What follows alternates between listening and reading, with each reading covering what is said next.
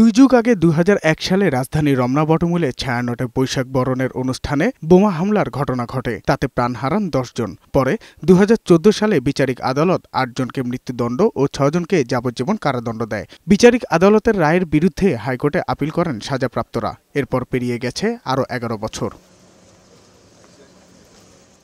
অবশেষে মঙ্গলবার আসামিদের ডেথ রেফারেন্স বা মৃত্যুদণ্ডের অনুমোদন, জেল আপিল ও আপিলের ওপর রায় দেন বিচারপতি মোস্তফা জামান ইসলাম ও বিচারপতি নাসরিন আক্তারের হাইকোর্ট বেঞ্চ।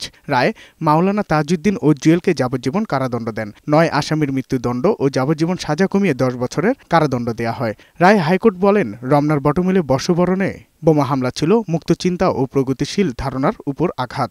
সাজার বিরুদ্ধে আপিল করবে রাষ্ট্রপক্ষ। সিলেটে যে ব্রিটিশ হাইকমিশনের উপরে বোমা হামলা থেকে শুরু করে সেগুলো উল্লেখ করে এই মামলার মধ্যে আমরা সেগুলো পেয়েছি। আমরা মনে করি যে যাদেরকে আজকে ১০ বছর করা হয়েছে, আমরা রাষ্ট্রপক্ষ থেকে তাদের বিরুদ্ধে উচ্চ আদালতে আপিল করব। আসামিদের বিরুদ্ধে পর্যাপ্ত তথ্য প্রমাণ না পেলেও নৈতিক কারণে দণ্ড দেয়া হয়েছে, তবে সাজাকে সঠিক মনে করছে না আসামিপক্ষ। মনে করি হাইকোর্টের এই রায়টি সঠিক হয় নাই।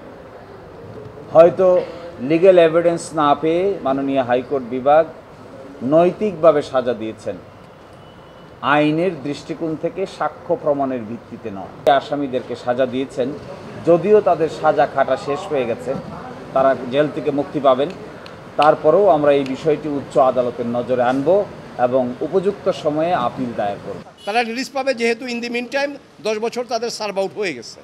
কাজে তারা যদি অন্য কোনো মামলায় আর ওয়ান্টেড না হয়, তাহলে এই মামলায় তারা দেন দে উড বি রিলিজড। এই মামলায় মাওলানা তাজউদ্দিন পলাতক রয়েছেন, ৩ জন মারা গেছেন, কারাগারে আছে ১০ আসামি।